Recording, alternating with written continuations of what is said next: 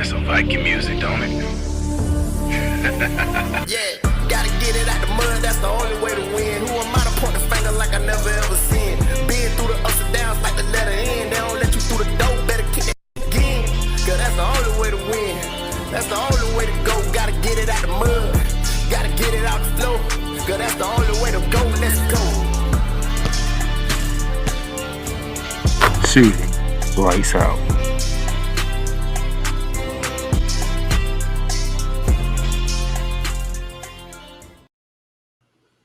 Ladies and gentlemen, how y'all doing today on this Friday, June 28th, 2024, the final Friday of the month of June?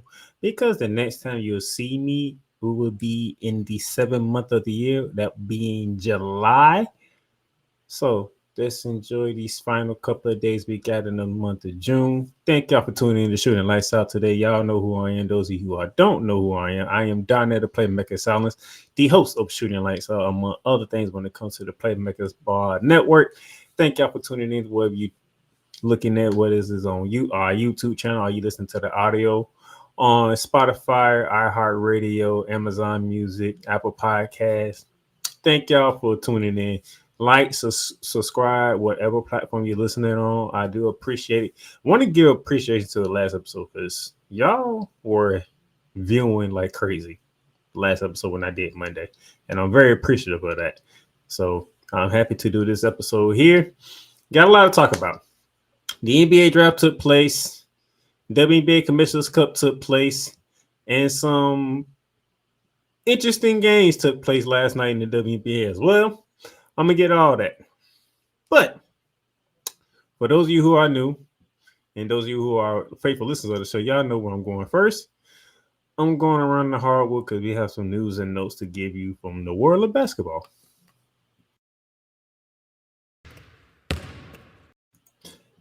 And to begin around the hardwood, the New York Knicks traded for Mikal Bridges as Nets load up on picks. Now, those of you who are new to the program, I get all my news and I get most of my news and articles from ESPN. So anytime you see it, you'll see at the bottom of here where it says Adrian Wojnarowski, ESPN. I get most of my stuff from ESPN. When it comes to basketball news, you might get some Fox Sports, you might get some CBS Sports, you might even get Bleacher Report because I look at those as well. But the main part would be ESPN. So Adrian Wojnarowski reported this, and here's what they did. So the New York Knicks, they end up sending, a whole bunch of picks to the Nets. All right. This happened back on June 25th. Okay. So I'm on ESPN website right now. Bridges to Knicks. Nets get 5 first-round picks. Okay. So the New York Knicks, they end up receiving Mikal Bridges and a 2026 second-round pick in exchange for Bogdan Bogdanovic, 4 unprotected first-round picks in 2025, 2027, 2029, and 2031. The Brooklyn Nets also got a 2025 protected first-round pick via the Milwaukee Bucks. That's one of the part of the Knicks trade. A 2025 second-round pick and a 2028 unprotected pick swap. So the Nets are loading up on picks. And the New York Knicks are pretty much no longer called the New York Knicks anymore. They are now called the Villanova Knicks. They already have 4 guys that played together at Villanova and won championships under Jay White, Josh Hart, Jalen Brunson, Dante DiVincenzo, and now Mikal Bridges. These guys played together and won a championship with the Villanova Wildcats. I want to say 2017, 2016, somewhere around there when they played together and won that championship. They are literally becoming the Villanova Knicks now. Or we can call them the New York Wildcats because they do play in New York. I mean, we could do that. Depends on what you want to say. You can call it the Villanova Knicks, as shown on this picture by Clutch Point. Or we can call them the New York Wildcats because they do play in New York. And they got a bunch of Wildcats on the team. I mean, what can be said about the Knicks? The Knicks are trying to build something here. They trying. We're gonna get them that. So, but they building through Villanova, which is kind of ironic. Now the Knicks do have other news because and OG Anunoby plans to sign a 5-year, $212.5 million deal with the Knicks. So not only did the Knicks end up trading for Mikal Bridges, they also are keeping OG Anunoby. So they have a lot of wing defenders to go with. Josh Hart is a good two-way player. OG Anunoby is a good two-way player. Mikal Bridges is a great two-way player. That's three two-way players on one team. Then you got Jalen Brunson, who runs the point. You got Dante DiVincenzo, who can be a sharpshooter for the New York Knicks. Now we got just the inside. What's going to happen with Julius Randle? What's going to happen with Mitchell Robinson and Isaiah Hartenstein? When it comes to somebody in the inside, in the interior of the Knicks, to fully round out this roster. That's what the Knicks are building right now. Can't be mad at them. They making moves. They trying to win championships. They saw the Boston Celtics hosted the Larry O'Brien Trophy for the 18th time. Okay, and they did it in 5 games over the Dallas Mavericks. So they trying to build something here. Can't say what, but the Knicks are trying to build something. That's a good thing. All right, that's good. Moving right along. Kristaps Porzingis to miss start of season because of surgery. The Boston Celtics announced Thursday that center Kristaps Porzingis had surgery to repair the rare leg injury he suffered during the NBA Finals, and that his recovery time will be 5 to 6 months, meaning he won't return well into the start of the next season for the defending champions. Porzingis, age 28, suffered a torn medial tendon aligned dislocation of the posterior tibialis tendon in Game 2, an injury the team described as rare in his newest release. He sat out games 3 and 4 before returning to score 5 points in 16 minutes in Game 5 as Boston claimed the NBA title with a 106-88 victory over the Dallas Mavericks. So he's going to miss the start of the season, but it's 82 games, so let's say he missed about a month into the season. What, 10 to 12 games? 10 to 12 games? He still got like 70-plus games to play. So I'm not too worried. I don't think a lot of people is worried when it comes to Kristaps Porzingis missing the beginning of the season. Now, there's something like a torn ACL or a ruptured Achilles, something like that, then we'll be concerned. But if he missed the first 10 to 12 games, so be it. It's an 82-game season. We're talking about the reigning defending NBA champions of the Boston Celtics, who pretty much bringing everybody back, okay, to run it back again. Al Horford said he's returning. I believe Jrue Holiday got an extension. We already know about Jaylen Brown's contract. I believe Darren Wright is got an extension. We do believe Jason Tatum is going to sign a max deal with the Boston Celtics. So they bringing their pieces back. You know, they still got Peyton Pritchard on contract. We don't know about Sam Hauser. Sam Hauser is probably the question mark there, but you know, we ain't too worried about Celtics. They'll be fine. With Kristaps Porzingis missing about a month worth of games. Clippers push to retain Paul George, respect if he opts out. So we're gonna get into this in another segment because NBA free agent is coming up, but the Clippers have shown interest that they want to keep Paul George, but it is a percentage wise. There is something there that believe Paul George could opt out of his contract. So we should see what he does. I do believe Paul George wants a 4-year deal, if I remember correctly, but I'll get into it in a later segment on today's show. But just want to put that in your mind. Paul George has a player option that's coming up this weekend. The Denver Nuggets traded point guard Reggie Jackson and picks to the Charlotte Hornets. I believe they picked them when they made this trade. The Denver Nuggets found themselves under the luxury tax, so this was pretty much a financial move from the Denver Nuggets. They want to get under a luxury tax, which they did with this move. Unfortunately for Reggie Jackson, now he goes from being on a team that's contending for championships to a team that we have no idea what to make of. We just don't, to be quite honest. If I'm being honest, we just don't know. So the Nuggets are trading point guard Reese Jackson and 3 unprotected second-round picks to the Charlotte Hornets in a move that will open up salary cap space for the Nuggets. Jackson, 34, will be entering his 14th season after spending the past 2 seasons with the Denver Nuggets, which included the 2022-2023 NBA championship season.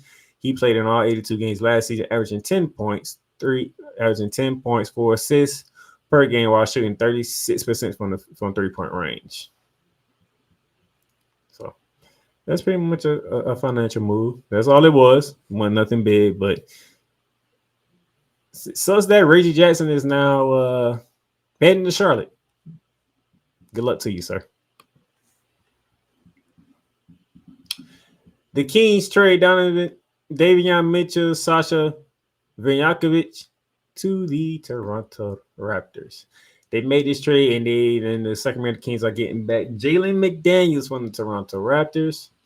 It's kind of an interesting move. So you put a defensive-minded player on the wing to go along with De'Aaron Fox, Malik Monk when he comes off the bench, DeMontis Sabonis. I think they still got Harrison Barnes right now. So you added some defensive prowess on the team, which you need because, quite frankly, the Kings didn't play Davion Mitchell a lot because he's pretty much a guard. And when you have Malik Monk and De'Aaron Fox as your top guard, it's kind of hard to fit a defensive guard in there when you have 2 explosive offensive guards on the team. So interesting to see how that goes, but this is a nice move for Sacramento. You get yourself a defender on the wing, which you need, and you get a guy who can be a spot-up shooter. And he's been known to be a spot-up shooter in the corner to hit some threes. So I want to see how Mike Brown does this, and I want to see how Davion Mitchell fits in with the Toronto Raptors now that the Raptors did sign they face out their franchise and Scotty Barnes to a contract extension, a max contract extension at that. So there's something to look forward to. I do believe it's somewhere in around 225 guarantee for Scotty Barnes to be the face of the Toronto Raptors. So we'll see how that works with Davion Mitchell going forward, and we'll see what the Kings do with Jaden McDaniels as an extra wing defender for the Sacramento Kings. All right. Now, let's talk some international Olympics news. Wembanyama can't wait for a possible battle with Team USA in Paris. As you know, we're less than 30 days away from the Olympics happening in Paris, France, where France would be the home country team, and they are in Group B, if I believe. They are in a group with Germany, Japan, and the winner of the qualifying tournament out in Lithuania. All right.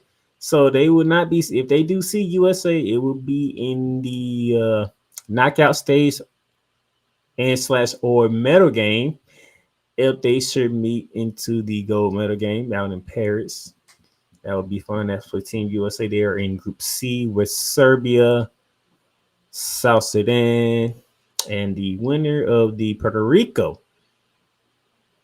qualifying tournament that's getting ready to take place in the early part of July. So, but we'll get there as we get closer and closer to the Olympics. Like I said, I'll be covering the Olympics. I have 2 people with me as well.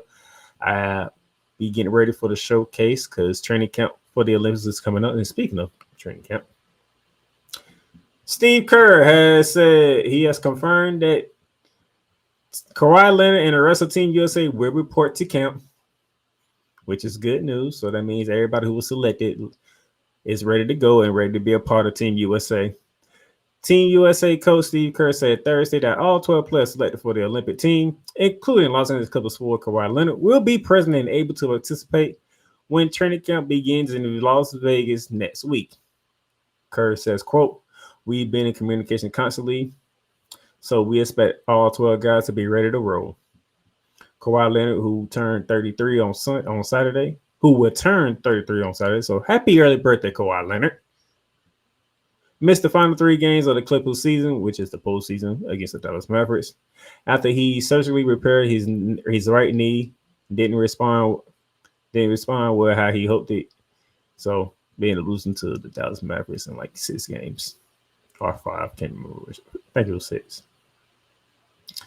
So everything is a go. We heard from Joel Embiid doing the NBA Finals coverage. We heard from Joel Embiid doing the NBA Finals coverage, and he said he's ready to lock and load it to ready to go and get the training camp and get acclimated with Team USA as they prepare for this trip to the Olympics and whatnot. As they try to get another gold medal, I think this would be their 5th straight gold medal they can get. I think they won 4 straight. If I remember correctly, yep. The Redeem team in 08. Then 12, it was gold in London. 16, it was gold in Rio. And, in this past Olympics in 2021 in Tokyo, it was gold. So, they're going for their 5th straight gold. And as we get closer to that, I will be covering the Olympics. I will be covering for not only the men's, the women's as well. And also, I have this showcase again that I'll be trying to give you some analyzed stuff for the showcase games. But all that's going to take place next month, which is like 30 days away from now. So. But good to hear that everybody's going to report. Everybody's ready to rock and roll. And that Team Avengers have assembled and ready to take gold for a 5th straight year. So that will do it for Around the Hardwood.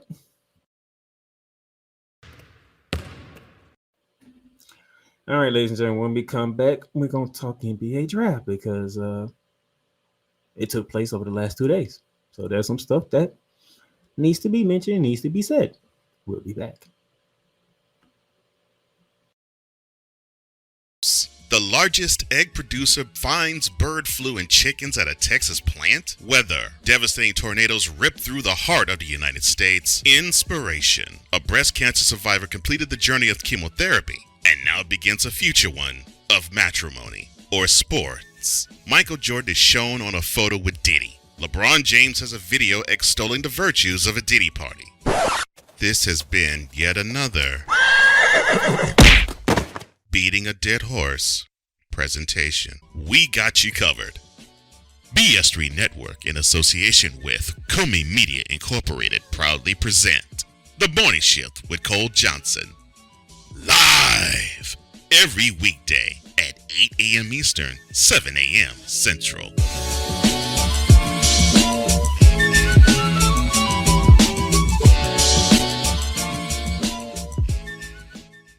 Welcome, ladies and gentlemen, to another edition of Into the Net FC. Kylian Mbappe just all of a sudden finally understood his role, and I think he finally understood that everything Kylian Mbappe has accomplished already, there is still a hell of a lot waiting for him in the future. Kylian Mbappe is only 24 years old. He has accomplished so much, and you know what? Kylian Mbappe has not even reached his prime. Finally seeing, the Marcus Rashford we have been hoping for such a long time, But, this game, after everything Manchester United has been, doing lately, this was actually the ultimate test, to see if Manchester United, honestly was all of a sudden for real. I explained this. The United States, maybe they have to suffer this loss as a lesson to learn to prepare for the future. Because 4 years from now, the World Cup is in not 1, not 2, but 3 countries. The United States of America, Canada, and Mexico. Into the Net FC is available on all streaming platforms, including Spotify, Apple Podcasts, Google Podcasts, Amazon Music, and YouTube. Shop hats and official sports gear at Liz. Liz is the leader and #1 destination for hats, gears, and everything that moves you, making it the perfect shop for fans to find official sports hats, merchandise, and gear. Represent your team, your town, and your style with a snapback adjustable fitted hat or beanie from thousands of college and pro teams. Browse the very latest sports jerseys and t-shirts from the best teams out there. Lids has officially licensed professional and college sport team apparel and hats featuring the hottest brands and trends. Shop online or visit one of the 100 stores across the country. Locker Rooms by Lids. Hey, Eagles fan.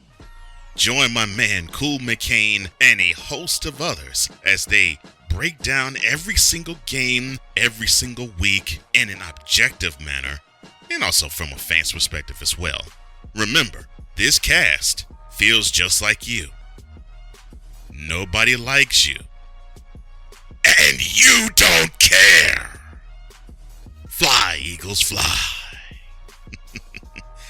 Eagles Elite Podcast.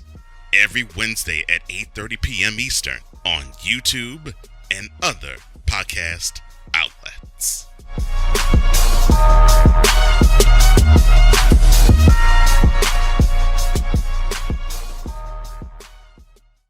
Poppy J. You got the option to cry for the government. You got the option to protest. You got the option to keep buying.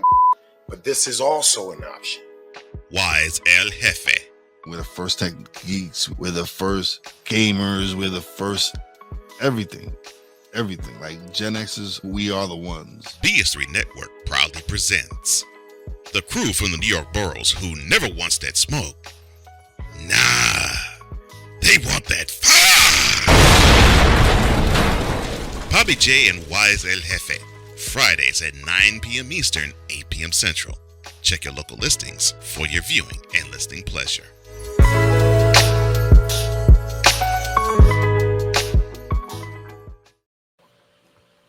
All right, ladies and gentlemen, welcome back to Shooting Lights Out. And before I continue on, give a shout out to Alex Akazad, the man behind Into the Net FC. If you want all your Copa America, Euro League, and the upcoming Olympics for all your football/soccer players out there, you go to him. And looking forward to see what he had to say about USA losing 2-1 to Panama in Copa America. A very tough loss for the United States in that one. All right. Also, shout out to Cole Johnson. Morning shift with Cole Johnson, Mondays through Fridays, 8 a.m. to 9 p.m. Usually about 60 minutes. When you get a chance after you're done watching this show, go back to listen to what he had done earlier today, this morning. He had to talk about a big news that happened in the NFL when it comes to Sunday Ticket. Something that y'all might want to listen to. So shout out to him for that. As y'all saw, we saw the Liz commercial. Yes, Shooting Lights Out and the Playmaker Squad Sports Network is sponsored by Fanatics, Paramount Plus, and Lids. And today only, Liz is doing 25% off site-wide with promo code LIDS25. That is LIDS25. All right. So go get your gear, hats, beanies, whatever the case may be at Liz, and use that 25% off site-wide code when you use our link in the show notes. Okay. So go ahead and get your gear and stuff. Now, NBA draft. For the first time in draft history, the NBA draft was 2 days. It was Wednesday and it was Thursday. First time they ever did it. They did it in the Barclays Center up in Brooklyn, New York. And some of the quick takeaways to see. 3 French players were taken in the top 6 to begin the draft. You had Zahir Rizarchi going number 1 to the Atlanta Hawks. Alex Shar going number 2 to the Washington Wizards, and Tajane Saloon going number 6 to the Charlotte Hornets. So big day for the French, and I do believe they have I think they probably had a total of 6 players taken in the draft. I think they had 3 more taken in round 2, if I'm not mistaken. So big day for the country of France, as you know, we are getting ready to head to France for the Paris Olympics and whatnot. So good couple of days for France, and there were international players getting in. And some other takeaways of Reed Shepherd.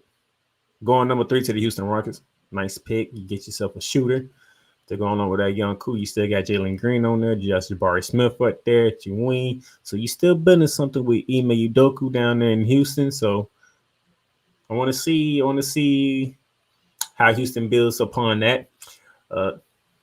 Donovan Clingan, the net 2-time national champion center for the UConn Huskies, was actually taking number 7 where he was projected at by the Portland Trailblazers. So let's see if he pans out for the Portland Trail, because the last time they took a big man this high, if I remember correctly, it was Odom. Can't think of his name right now. Can't think of his first name right now, from Ohio State. And a whole bunch of leg injuries derailed him. He had a great career at Ohio State. Fell victim to my Florida Gators in that championship game in 2007, I want to say.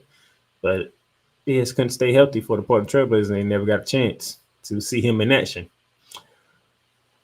Also, Nikola Topic from Serbia, who unfortunately has to his ACL.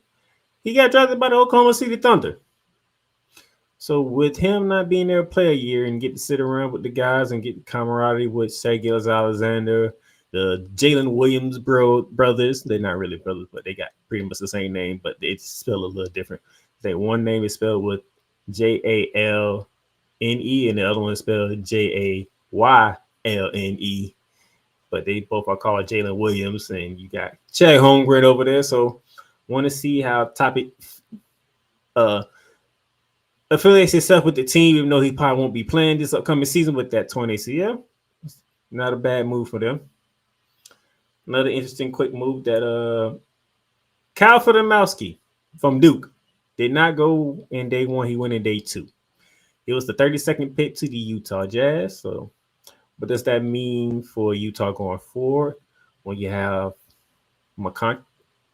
Lauren McConkey, I think his contract is up. I'm not sure. Got to do some deep research on that. But interested to see how Klye Filipowski fits in with the Utah Jazz. And then quickly, we had KJ Simpson being drafted by the Charlotte Hornets. See how that goes when you just traded for Reggie Jackson. You still got LaMelo Ball. So it's a lot of point guards on that team. I want to see how that works out for the Charlotte Hornets. And then Jamal Shead was drafted 45th by the Sacramento Kings, but traded to the Toronto Raptors. So now you have Jamal Shead as your rookie to go with Scotty Barnes, to go with Davion Mitchell. So it's going to be interesting dynamic in that guard battle up in Toronto. But those are the quick ones that I want to get out the way. Let's go into the real stuff I want to get into. First off, the Los Angeles Lakers. They had 2 picks, the 17th pick and the 55th pick. And with the 17th pick, they took Dalton Knecht. JJ Reddick's first move in his tenure as head coach of the Los Angeles Lakers was to get the best offensive player in the draft in Dalton Knecht. Okay.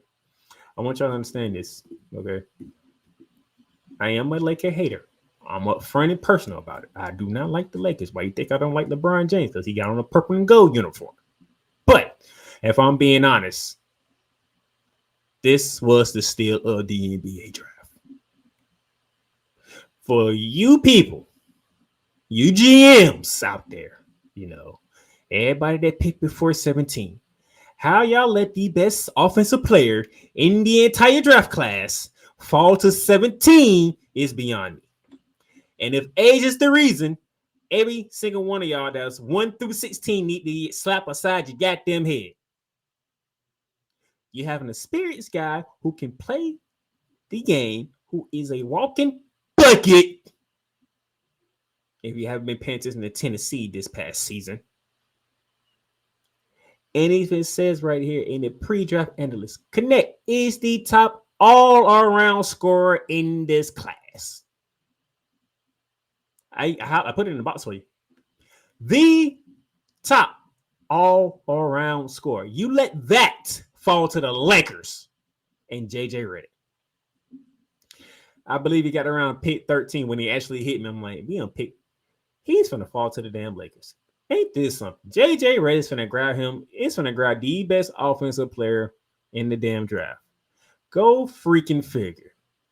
Oh my gosh. I mean, dude, this man here averaged 21.7 points in a game per game in the SEC.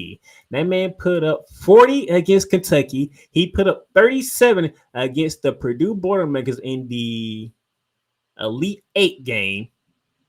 Yeah, I believe it's in the Elite 8 in this past tournament. Only reason why they lost because they had Zach Edey and some other players stepped up for Purdue. But that man there against Purdue was going toe for toe with Zach Edey when it comes to carrying a team to the finish line. And look at the post draft. I'm going to read the post draft for you if you can't see it. It says, after a prolonged slide out of the lottery where ESPN and many NBA teams had him projected, but 16 teams passed up on him. Knecht becomes an excellent value who gives the Lakers an experienced wing scorer as they revamp the roster around LeBron James and Anthony Davis. Knecht will play for a coach in JJ Reddick who will presumably have a strong sense of how to optimize his scoring ability, making this a nice fit and unexpected potential core for the Lakers.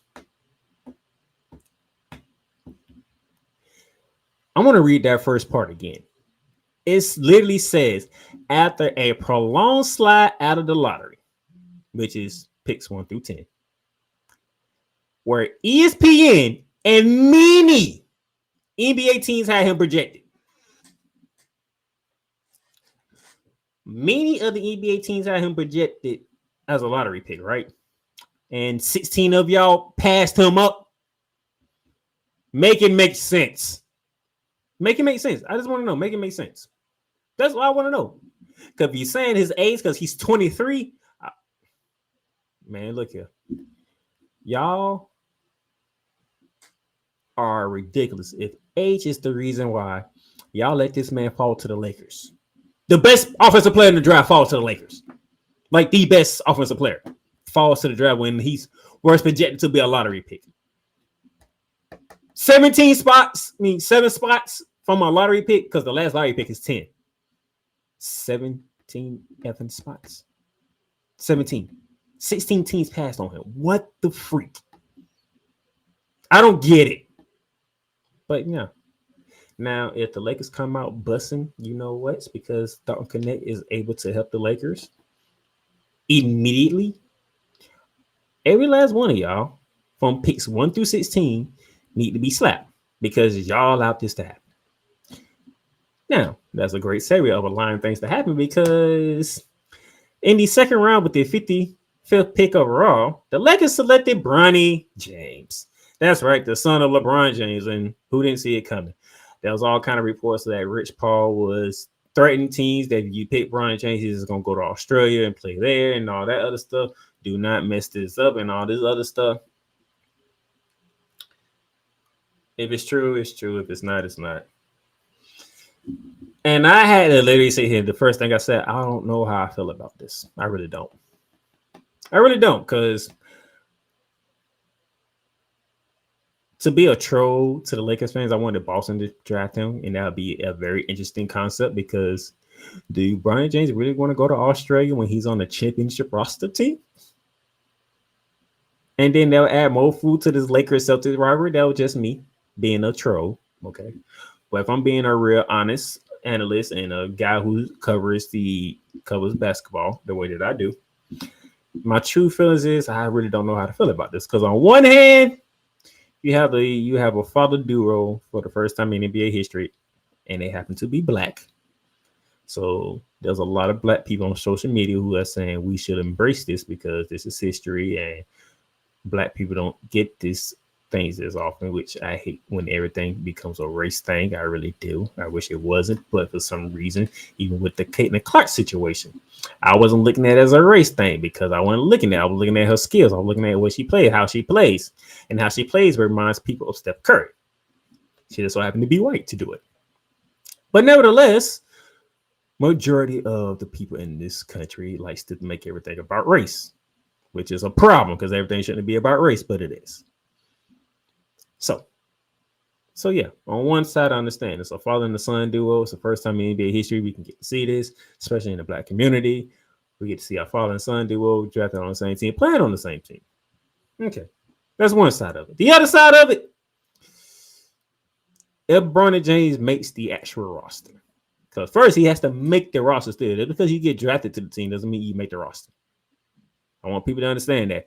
Just because you get drafted to the team doesn't mean you have an automatic roster spot. You don't. You still have to do some things to make the roster or you get cut. With that being said, if Bronny James actually makes the roster, and if the Lakers don't come out winning, it's going to be some problems because even though people already look at the Bronny James the way they do, it's going to get raised even more. But if you believe it or not, in my opinion, it's going to get raised even more because we wasted the spot on your son, and y'all still ain't winning. Outside of the fact that y'all do have a first-time head coach because JJ Reddick doesn't have no coaching experience at a high school level, college level, or NBA level. But knowing how the media is and how people are when on social media and on the internet, first order of business is going to be not the fact that JJ Reddick doesn't have the experience or whatnot. They're going to look at Bronny James and LeBron on the same team, sharing the same bench, and the Lakers is losing. That's how people are. Is it fair? Hell no, it's not fair. But that's how people in the media are. Now, the most likely way what's going to happen, listen to some NBA experts like Brian Windhorst. Bronny James will be part of some league team for the Los Angeles Lakers. He'll even go down to the G League, play for probably a year and whatnot. In all senses is that when it's time to make the roster for the upcoming season, there's a likelihood that Bronny James won't be on the roster because he'll probably be down at the G League to develop and do whatever the case may be, to do what he needs to do. And then whenever they feel like he's ready, they'll call him up to be on the official roster of the Los Angeles Lakers. But I don't know how I feel about this because people want to harp on the fact that he didn't do well in college. First and foremost, and I said this at the beginning of the season. I said this when he made his debut, and I'm going to say this again. The man almost died. The man had a cardiac arrest, okay? The man almost died, okay? Literally almost died. The man didn't play until January of the college basketball season. The man didn't have an offseason with his teammates because he almost died from a cardiac arrest. I want people to understand that. Stop looking at the stats for him. Don't look at stats with him. Remember that he had a cardiac arrest, which could have killed him. Okay? From him going from there, which was back when, matter of fact, almost a year. It just happened either June or July. I can't remember, but it's around about close to the time when he had it. It was around summertime when he had it. So we talking about around this time in our next month when this happened. All right. When that man had cardiac arrest. Okay. Just think about it. Almost a year ago, this man almost died. Was able to get on the court at USC, and now he get to hear his name drafted by the team that his father plays for. Okay. Think about all that. If any of that happened in a year to anybody else, it would be celebrated. Because one, you could have been dead. Two, you was able to get yourself back on the court or the game that you wish you loved. And then your father is on the team that just drafted you. So in that respect, be respectful and celebrate the fact that this young man heard his name called in the NBA, knowing the fact that he probably wouldn't have been on the court last year because of what took place physically within him. So in that respect, congratulations to Bronny James. You were drafted into the NBA. Now, which way the Lakers go to use you, that's their business. And I'm pretty sure they'll ask LeBron and talk with LeBron and stuff like that and make sure this is what's best for the team and not just best for the Jameses, okay? Because this is the Los Angeles Lakers we're talking about still, which means We need to win championships. And the fact that the Lakers nation had to watch the Boston Celtics host the Larry O'Brien Trophy for the 18th time, I'm pretty sure they feeling some type of way still, but they gonna work past it and they gonna see how JJ Reddick and company do with this roster that they got. But for right now, congratulations to Bronny James, because who knew if this was gonna be capable after what happened last year? About a year ago. Who ever thought this would be capable? Because you had a legit health scare. We're gonna call it a scare. That's what we're gonna call it. Okay, so I'm gonna leave it at that. Now that's the Lakers. Next team I want to look at who did a good job, in my opinion, the Minnesota Timberwolves. Now, when we get to the Minnesota Timberwolves, they did not draft Rob Dillingham. The Spurs drafted him, and then they traded. Okay, so first let me say this. This pick belongs to the Timberwolves after they traded with the San Antonio Spurs during the first round. San Antonio Spurs acquired Minnesota's 2031 unprotected first round and a top one projected 2030 pick swap. Okay, that's how this trade came about. But for Dillingham, okay, we're talking about the most dynamic scorer guard in the draft. Like he is a dynamic scorer, and he was. Okay, he lacks size. Okay, he lacks the physicality, but he can put the ball in the bucket. All right, you're talking about coming off the bench at Kentucky, giving you 15 points in like 23 minutes. That's pretty impressive. Coming off the bench, giving you 15 points off the bench, 23 minutes game time. You know, you're not even playing a whole. You're not even playing. You just barely playing a whole half, okay? Because it's 2 halves of 20 minutes in college basketball. So you're talking barely over the first half of gameplay that you got, and you putting up 15 points a game, which is good. Just imagine if he was a starter and he was putting in 30, 35, close to 40 minutes. He probably been in the 25-point range, okay? That's what we're talking about from University of Kentucky, the last year that John Calipari coached the Kentucky Wildcats. Now, he needs to get bigger. He needs to get stronger, okay? He doesn't have the ideal size and the physicality to go in the paint like he does in college, but he has an ability to score, okay? So I'm liking this, all right? This pairing that they have here, all right? The Timberwolves were one of the teams hot on Dillingham's trail throughout the pre-draft process with his creative playmaking and long-range shooting ability, making him a favorite of team president Tim Connelly. Minnesota paid a high price in future draft capital, but also voted high into the draft, acquiring a long-term backcourt partner for Anthony Edwards as Mike Conley is nearing the end of his career. So I like that one. And then Minnesota didn't stop there. They went on and grabbed Illinois' Terrence Shannon Jr. All right. One of the most explosive players from this draft. Terrence Shannon was a guy that went for him. Illinois probably wouldn't have made it as far as they did this past season. An explosive wing player who is great on the defensive end as well. And it is very creative of getting to the bucket and creating shots for himself. All right. So you add that with trading for Rob Dillingham, and you still got Anthony Edwards, you still got Karl-Anthony Towns. I do believe Rudy Gobert is still on the contract. We shall see what the Minnesota Timberwolves look going forward, because they're very impressive.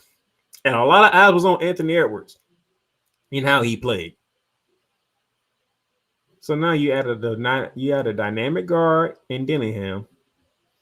And now you add another wing that's a two-way wing in Shannon Jr. So Minnesota's on the uptick, which is saying a lot when they were just in the Western Conference Finals against the Dallas Mavericks. They on the uptick still. And I'm looking forward to Chris Finch and how the Minnesota team will acclimate these two drafted. They did have 3, but I want to focus on these 2 right here. They did have 3. They drafted a guy. I think they one of the guys that drafted a guy from France, if I remember correctly. So I'm looking forward to this. This is a nice couple of picks that the Minnesota Timberwolves put together here. So they are building something. They building something very good to sustain long haul and not just the short while. They want to continue this success that they got. You got a young Titan, Anthony Edwards, who is fighting to be the face of the league. Terrence Shannon Jr. is electrifying. Okay, and he's a two-way player. And then you got a dynamic guard and Walt Bellingham. I like where Minnesota's at in that right now. Now, from there, I got two more things I want to do. Real quickly, one of the people who's looking forward to seeing get drafted was Zach Edey. And as me being a Magic fan, I want to see what my Magic did with one of our two picks, but we traded the other one. So the Zach Edey is going to the Memphis Grizzlies, which is an interesting pick. That's a big man for the Grizzlies. You need it. So now you're gonna have Zach Edey paired with John Morant. John Morant will be back ready to go, along with Desmond Bane. That's your backcourt. Okay. Jaren Jackson Jr. can go to the 4th spot. Now, depending on how you feel, you can either start Brandon Clark and have Zach Edey come off the bench. I see it gets acclimated with the NBA style. Or you can have Brandon Clark come off the bench and start Zach Edey. Either way, Jaren Jackson Jr. can go back to being the power forward or the 4 instead of being the 5 or the center. Okay. Now, Zach Edey is not the most mobile of the big guys in the draft, but he does. He was like the dominant player. We're talking about he went back to back. John Wooden Award. It's okay. Back to back. That means the best college player in back to back seasons. Okay. This past season and the year before. Back to back. He is good. He can defend. He can defend in the pick and roll. He's obviously good at blocking shots. Obviously good at rebounding. Okay. Which is going to be interesting to see. Devon Clingan got picked 2 picks before him at 7 to the Portland Trail Blazers. This is where he was projected to go at, and Portland stuck with it, and they actually did it. So now you're putting Zach Edey at center to play alongside Jaren Jackson Jr. in the front court. And then you have a third man at Brandon Clark when he gets healthy. Could be a 4th man because we haven't seen Steven Adams in a very long time. So I don't know what his contract situation is. So you could have 4 guys in the inside that can make the Memphis Grizzlies a defensive problem, a legit defensive problem. Because how the freak you going? Jaren Jackson Jr. has already been Defensive Player of the Year, if I remember correctly. That man is great at blocking shots. Steven Adams, he's a menace on the boards. Okay, let's just call it what it is. Brandon Clark is a great, well-rounded center, and then you bring in Zach Edey, who is known for blocking shots and clearing the boards in college. So I'm looking forward to what Memphis looks like with Zach Edey on the team now. Okay, but like I said, you still got to make the team first. Okay. You know, some of these guys, some of these top draft picks didn't make the team and then it's not playing the NBA. Okay, just looking at it.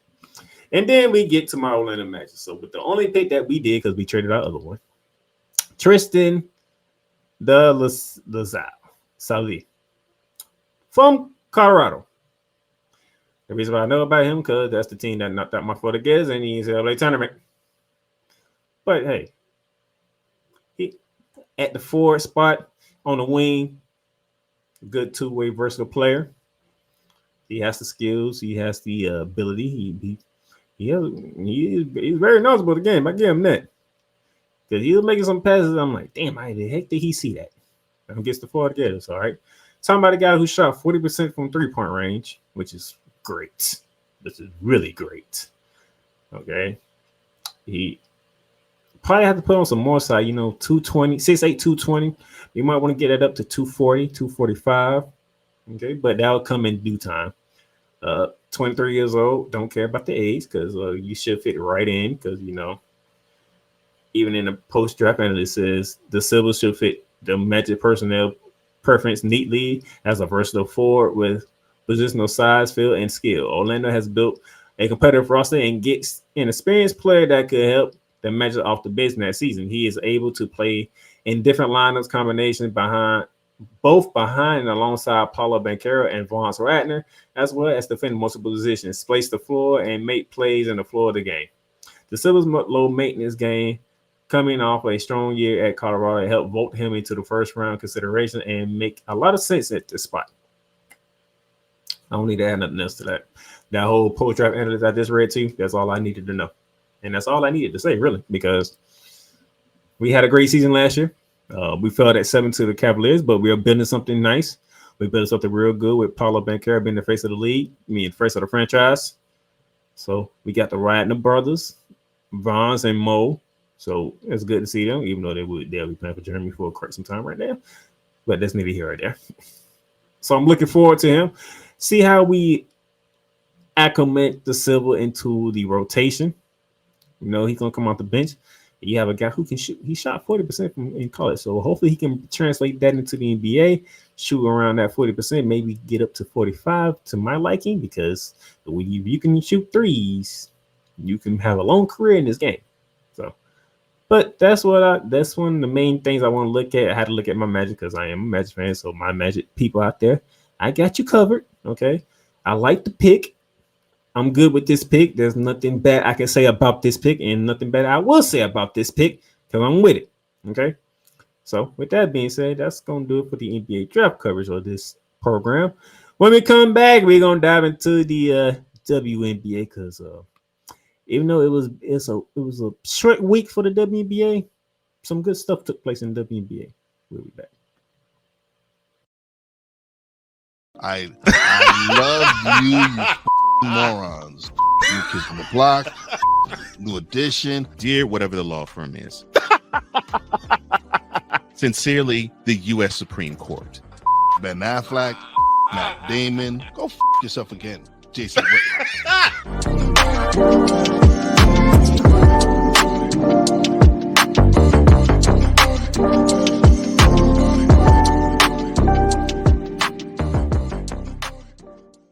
Join Ryan McCarthy. I became a Jets fan because Kurt the Frog was my favorite Muppet because he was green, and the Jets wore green. That's how I became a Jets fan. And Dustin Henry. ESPN is cashing all in on let's pay a few personalities and we'll just kind of fill in the gaps. As they walk you through all of the world of sports from their perspective. The Albany Empire, it's a literal circus. No credentials required. Where, Ryan, say the tag. Where you don't need a press pass to talk sports. Every Monday at 8 p.m. Eastern, 7 p.m. Central. On YouTube and where you can find all podcasts. WWE Shop is your online source for all things WWE. Be a part of the excitement and score wrestling gear for big events like WrestleMania or SummerSlam. From current superstars to legends, from Raw to SmackDown to NXT. Don't miss this chance to shop for the most awesome WWE merch. Shop for the best deals as well as WWE gift cards and save big on your favorite items. WWE Shop at Fanatics Experience. Cool McCain. You thought you wanted Gunther against Chad Gable, but you didn't. And I'm going to tell you why. Chad Gable would take everything that Gunther's done and bury it. The Playmaker. It was on site. AJ Styles walked out there, seen LA Knight. Oh, okay. And then LA Knight hopped out the car. Let's go. Break down everything in TNA, AEW, and all of the WWE programming. Join these two kings, monarchs of wrestling, live every Monday at 6:30 p.m. Eastern, 5:30 p.m. Central on the Play Caller Sports Talk YouTube channel. Join the transporter to Hades. Your butt and gut becomes one. Join the reformer of hooker whores. This is my daughter, Placenta Booty Johnson. Join the bronze god. Whenever you are in distress, take off your baseball cap and throw it in the air. Join your very own superhero of broadcasting, Chris Bass. So whatever color crayon they get, they palm it and do two circles, and that translates to, I can beat up black people. As she takes you through the week's paces in Baseline. Live every Saturday at 8 a.m. Eastern, 7 a.m. Central, No, Pacific Time Zone people, just stay asleep when this is on live and just catch the recording. Oh, I'm sorry. Exclusively on the Chris Base YouTube channel.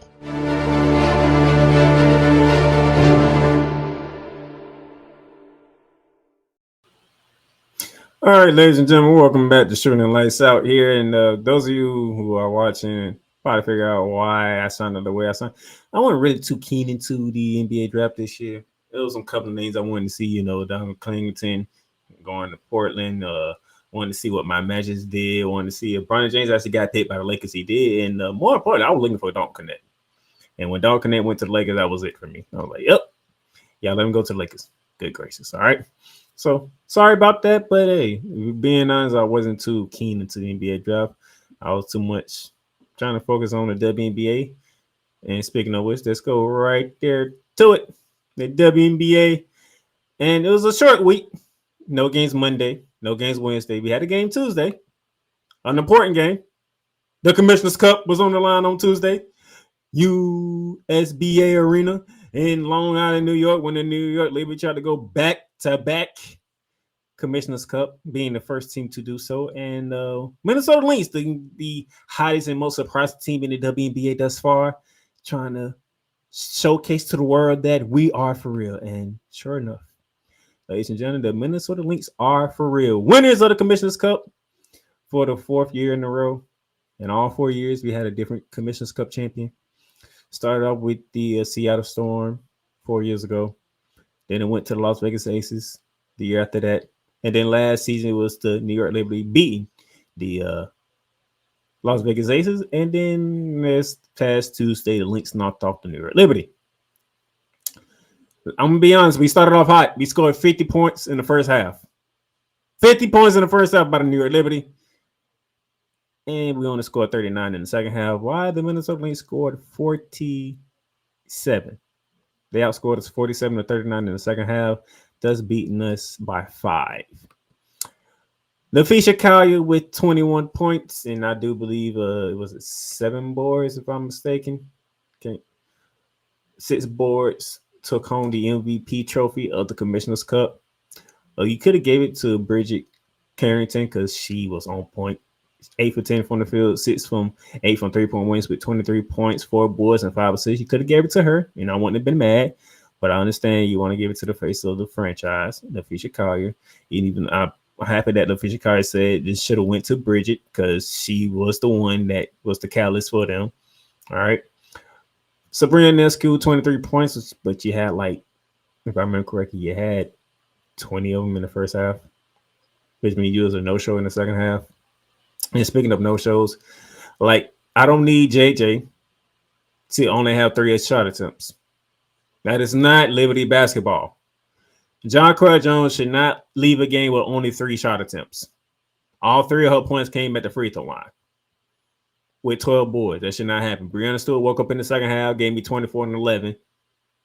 We wasted a great game from Kelly Thornton. We had 17 points, 5 of 9 for 3-point range. Just wasted a great game from Thornton. But shout out to the Minnesota Lynx. They handled business, and they are showing that they are for real under the leadership. Under the leadership of Coach Reeves, Cheryl Reeves, and led by LaFisha Collier. That's all there's to it. Oh, excuse me.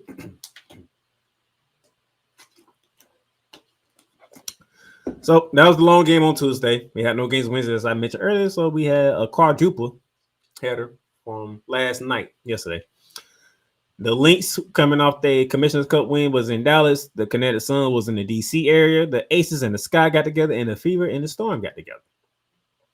Early in the day, I want to say around about 2 o'clock, the Commissioner's Cup winner, Minnesota Lynx, took the trip from New York down to Dallas to face the Dallas Wings, and the Dallas Wings snapped the 11-game losing streak, surprisingly beating the Commissioner's Cup winner, Minnesota Lynx, 94-88. Arike Gomorrah with 26 and 9 dimes on the day. McCallum with 17 and 12 to help out. The bench was on point for the Dallas Wings. And I don't know what happened in Minnesota. McBride 11, 3 for 11 from the field. That's not usually their type of game. The Fisher with 29 and 11. Can't be mad at that. Asia Smith with 15. Chipped in. Carrington gave you 17. But hey, maybe the Dallas Wings got tired of losing. They finally caught one. And maybe the Minnesota Lynx was probably a little too much after beating the New York Liberty for a second time, by the way. So we're 0-2 against the Minnesota Lynx, by the way. That's all my Liberty fans know. We are 0-2 against them. But the Dallas Wings were able to beat them and snap an 11-game losing streak. From there, we head to D.C. because it was the Kinetic Suns and I watched the Mystics. And this game went in overtime. And I would say this is a devastating loss for the Washington Mystics because they had the lead in the final seconds. They had the lead. They had the lead in the final seconds. And they allowed the Connecticut to tie the game up to center overtime. And then in overtime, as you can see, 12-9 in overtime.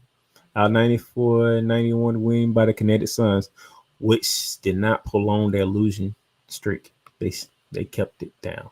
After getting smacked around by the Storm in the previous game, the Suns stepped up and win this one. Shout out to the Ronald Bomber, 24 points with 10 boards. Harris with 23. Carrington with 22, 3+ scoring in the 20s. And they needed all three of them, too. Because Alicia Thomas, not a good game. 7 points, 8 boards, 6 assists. Brianna Jones, not a good game with 7 points and 5 assists. But your team got the dub. That's all that matters at the end of the day. But if you have a good game, a bad game, or an ugly game, as long as your team gets the dub, you can move on. You can do what you got to do to keep it moving because you got the dub. 14-3 on the season is good for y'all. Washington, unfortunately, 4-14 on the season. Tough L. Haynes Island with 21 points. Dawson with 18. You got 10 for Atkins. Van Loo with 12. Just a tough loss. It's really what it is, a tough loss for y'all. And then one of the two games I was looking forward to, the Las Vegas Aces in the Chi-Town to take on Chicago Sky. We talking Asia Wilson versus Angel Reese, or Asia Wilson versus Camila Cardozo. We talking Jackie Young, Kelsey Plum, the back-to-back reigning champions meeting T. Witherspoon in the Chicago Sky for the first time this season. What lessons would the Las Vegas Aces teach the Sky? Well, quarter one was the Asia Wilson show. Quarter two was the Jackie Young show. And by the way, Asia Wilson scored 20 points in the first half. Okay, quarter three, back and forth, a tough battle as you see, 26-24. And then quarter four was the Kelsey Plum show. Want to prove it to you? Asia Wilson, 31 points with only 6 rebounds. Kelsey Plum finished with 21 points, 5 boards, and 5 dimes. And Jackie Young scored 22. We're talking, let me see, that's what, 4. 74 points of the 95 came from the big three of Asia Wilson, Kelsey Plum, and Jackie Young. 74 by them three. Okay. And Asia Wilson. Angel Reese, she continued her double-double streak at 9 straight with 18 points and 11 boards.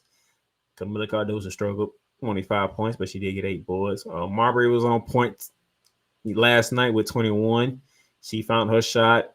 Kennedy Carter continues to be a spark plug and a bucket for Chicago Sky. She had 20 last night. But when you go against the back-to-back defending champ, now that they got their point guard back in Chelsea Gray, you had some lessons being shown around you. And when Angel Reese guarded Asia Wilson, she picked up 3 first half fouls. It's just not what you want to do.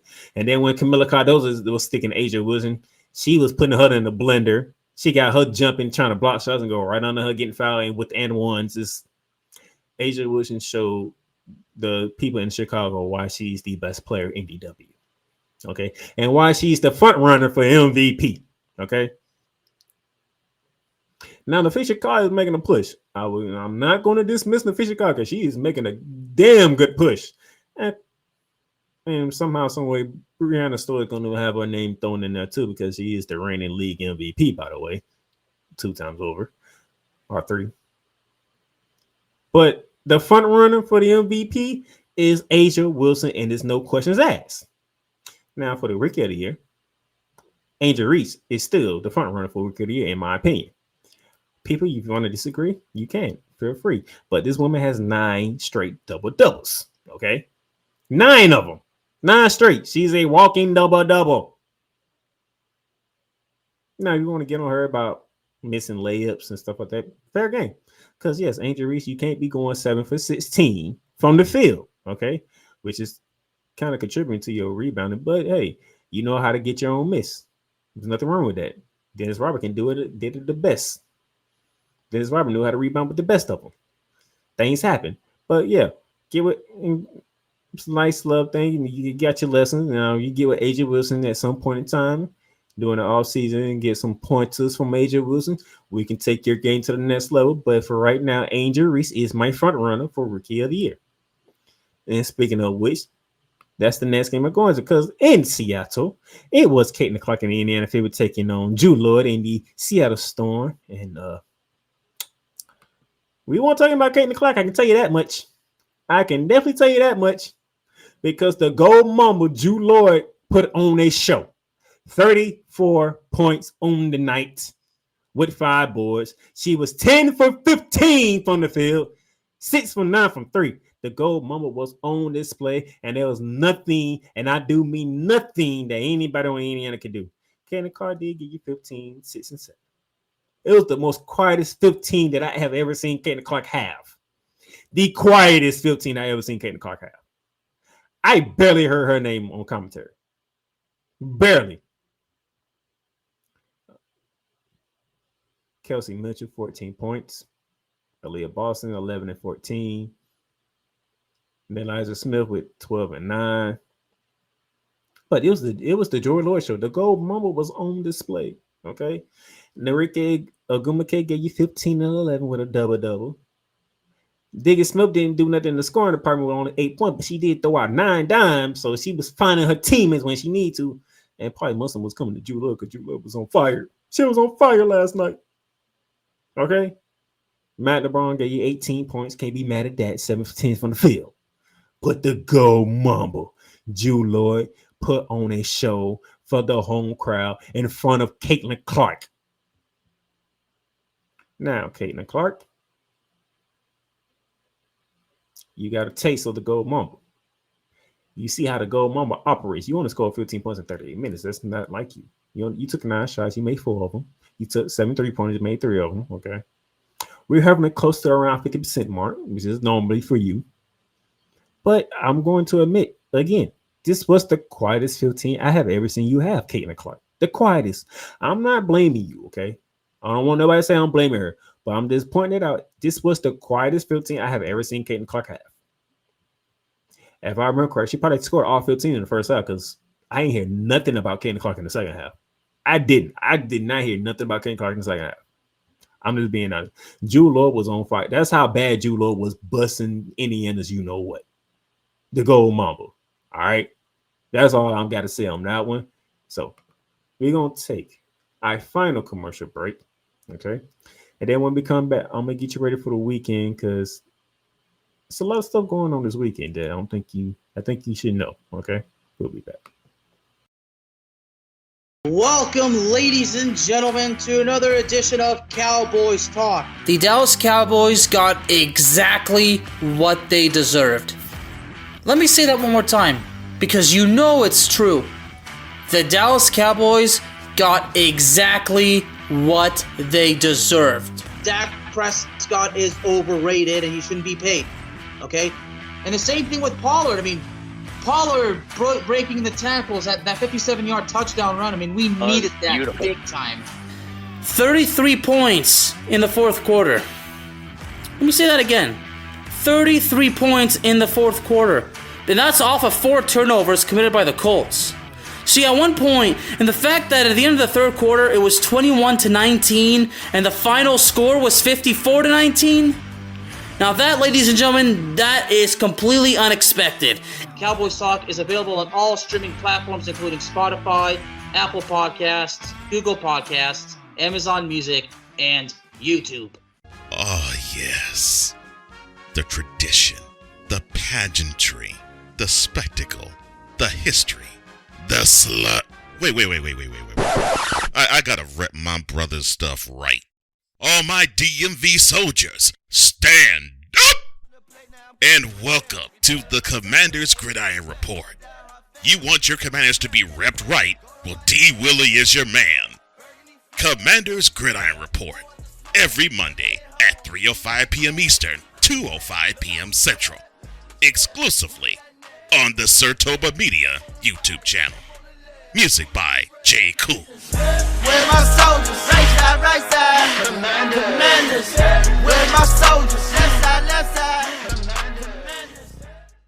Sports fans are gearing up, whether it be for the madness of March, whether it be for the Super Bowl, or even a little thing called WrestleMania. You can get all that at Fanatics, where they have a wide selection of gear from every league, including the NFL, the NBA, the MLB, the NHL, the NCAA, and the WWE. So go on and show that pride, that passion, that dedication fan that you are by whipping your team, your league, or your favorite player. Fanatics, official license, everything. In a world where chronicles of the past are brought to the streams, whether the content is relatable or completely beyond your realm of life, there is no shadow of a doubt that this show is absolutely full of shenanigans. Get ready for D. Willie in the evening.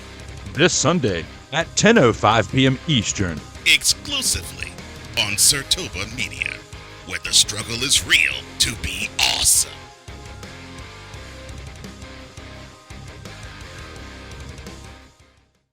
This is a BS3 Network presentation.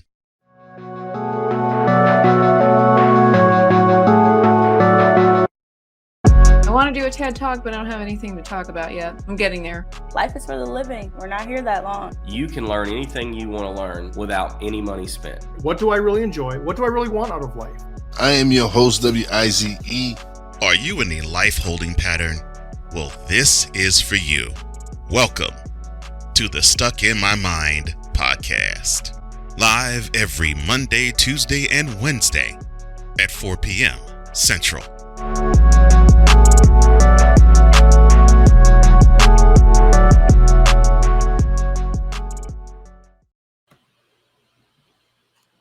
All right, ladies and gentlemen, welcome back to Shooting Lights Out. And before I get ready to close the show out, as you can see on the top right corner of your screen here, the audio version of the podcast form will be available on Spotify, Apple Podcasts, Amazon Music, and iHeartRadio, and wherever else you can find your podcast at. So go ahead and follow on every platform that you listen to podcasts at.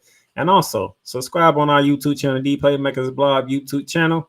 Make sure you subscribe, hit that notification bell. So anytime we put any shows out there, anytime we are live, you get the notification and you're ready to rock and roll. All right. Now, to close out the show, just get you ready for the weekend. First up, to get you ready for the weekend, it is the NBA free agency. All right. First order of business. Beginning this Sunday, June 30th at 6 p.m., verbal agreements can be made between players and teams. All right. But the official signings cannot become official until July 6th at noon. Okay. So Sunday starts the legal process of making verbal agreements, but official contracts do not get recognized as official until July 6th at noon. Okay. Some of the things I want y'all to look at. Okay. Right now from Bleacher Report, Raptors to give Emmanuel Quickly 5 years, $175 million extension to stay with the Toronto Raptors. The Detroit Pistons have traded for Tim Hardaway Jr. Detroit is sending Quentin Grimes to Dallas in exchange for Tim Hardaway Jr. and 3 second-round picks. As I'm looking at Bleacher Report, as this was popping up on my phone. All right. So there's a couple of great things y'all want to look at. Now, here's what you want to look at here. All right. Coming up in free agency, we have notable players here. All right. If you see player options, all right, this means these players' options, they have to tomorrow to either opt in or opt out of their current contracts with their current team. So you have Paul George with the LA Clippers, LeBron James with the Los Angeles Lakers, Contarious Caldwell-Pope with the Denver Nuggets, and D'Angelo Russell with the Los Angeles Lakers. And Bleacher Report sent out a notification 2 hours ago that the Dallas Mavericks want Contarious Caldwell-Pope. That could be happening in a sign and trade thing. So keep an eye out for that when it comes to Contarious Caldwell-Pope. Could he be shifting from Denver to Dallas, depending on what he does? Paul George, as we said earlier, we talked about that. I believe Paul George wants a 4-year deal. The Clippers want to give him a 3-year deal. I think that 3-year deal is in line with Kawhi Leonard's three-year deal. So I guess they want to do that. But if Paul George opts out, the Clippers will respect his decision on that. We'll see with D'Angelo Russell, especially with the fact that what's going on with the Lakers. JJ Reddick is now the head coach. The draft of Dalton Knecht and Bronny James. How does he fit? What's the scheme gonna look like? Stuff like that. And LeBron James, we'll see what LeBron James does, but there's nothing out of the realm of possibility that makes people believe that he's gonna leave the Lakers after the fact they drafted his son. So we're gonna see he's gonna stay with the Lakers, but we're gonna see because the Lakers are ready to offer him a 3-year deal if he wants that. But we'll see what LeBron James does. It's still his decision, but we don't see LeBron James leaving the Lakers no time soon. Just throw that out there. Restricted free agent, noticeable one is Tyrese Maxey. This is so when you're a restricted free agent, that means you can talk with teams, you can do the normal so as free agency does, but the current team that you have, which would be the Philadelphia 76ers, has the opportunity to match that offer. And if they choose to match that offer, that's the match. That's what you would get to stay with that team. And if they choose not to match that offer, then you are a free agent. Okay, so Tyrese Maxey is in that predicament, but I do believe Tyrese Maxey want to stay with the Philadelphia 76ers. So whatever the market says he's worth, I'm pretty sure Philadelphia will probably match it to keep him with Joel Embiid going forward. And then unrestricted free agents. These are the guys who has freely to do whatever they want to do. There's no restrictions on them whatsoever. So Isaiah Hartenstein is a free agent from the New York Knicks. DeMar DeRozan is a free agent from the Chicago Bulls. James Harden is a free agent from the Los Angeles Clippers. Klay Thompson is a free agent from the Golden State Warriors. And Tobias Harris is a free agent of the Philadelphia 76ers. So, like I said, Sunday, they can do verbal talks with teams and get a verbal agreement. But nothing is official until July 6th, okay? So keep that in mind. July 6th is when it's official. But verbal talkage can begin this Sunday. That's what I want y'all to know for the NBA. Now let's go to the WNBA because we got games to look at. Tonight, ladies and gentlemen, Ion Television has a doubleheader. Starting off with the Atlanta Dream in Connecticut to take on the Connecticut Suns at 7:30. And then after that game, in Phoenix, Arizona, we have the Mercury hosting the LA Sparks. All right. The LA Sparks game, that should be interesting with the Rika Hamby going against Brittany Griner. That's a match to look forward to. Saturday, tomorrow, ladies and gentlemen, at 2 p.m. Eastern Standard Time, we have the Las Vegas Aces in the Capitol to take on the Washington Mystics. And then at 9 p.m. on NBA TV tomorrow, we have the Dallas Wings in Seattle to take on the Seattle Storm. That should be interesting to see how Dallas build off a big win over the Minnesota Lynx. And to see Enrique Gomorrah going against Drew Lord again. Remember, that was the highest scoring game last season. I believe that's the game that Drew Lord scored 41 and Enrique scored 39. And a hell of a game that was. And I do believe the Storm won that game. So this is the first time they get to meet since that game. So I'm looking forward to that one. And then Sunday, we have 3 games. At 1 p.m. on ESPN, the Atlanta Dream has their second meeting with the New York Liberty, this time in Brooklyn. On ESPN 3, we have the Minnesota Lynx going against the Chicago Sky at 3 p.m. The Fisher Kai were going against Angel Reese. That should be a fun one to watch. Okay. Also at 3 on ESPN after the Dream and Liberty. It's the matchup everybody's been waiting on. The Indiana Fever, led by Caitlin Clark. They are in the desert to take on Diana Taurasi and the Phoenix Mercury. Caitlin Clark, first matchup against Diana Taurasi. Aaliyah Boston going against Brittany Griner. Oh, man. And then we have And then we got Khalil Copper out there in Phoenix, so that should be fun. And what does Natasha Cloud got for Caitlin Clark as well? Because if I'm smart enough, I can see Natasha Cloud being the primary defender on Caitlin Clark, even though everybody want to be Diana Taurasi, because what she said doing her little broadcast when she was doing it with Sue Bird for the Women's March Madness tournament.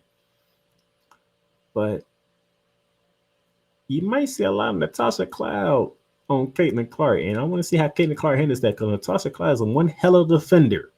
Okay, and when Caitlin Clark has been going against certain defenders like a Carrington in Connecticut, Lainey Hamilton up in New York, she hasn't failed too well.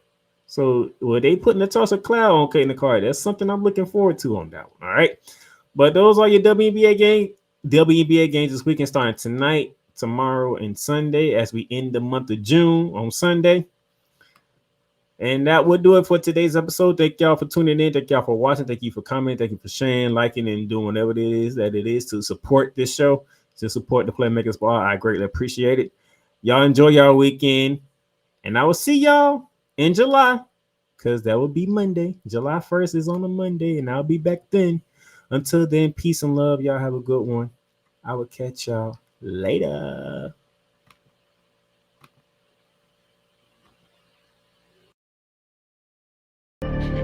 You've done great, but you can't stop here.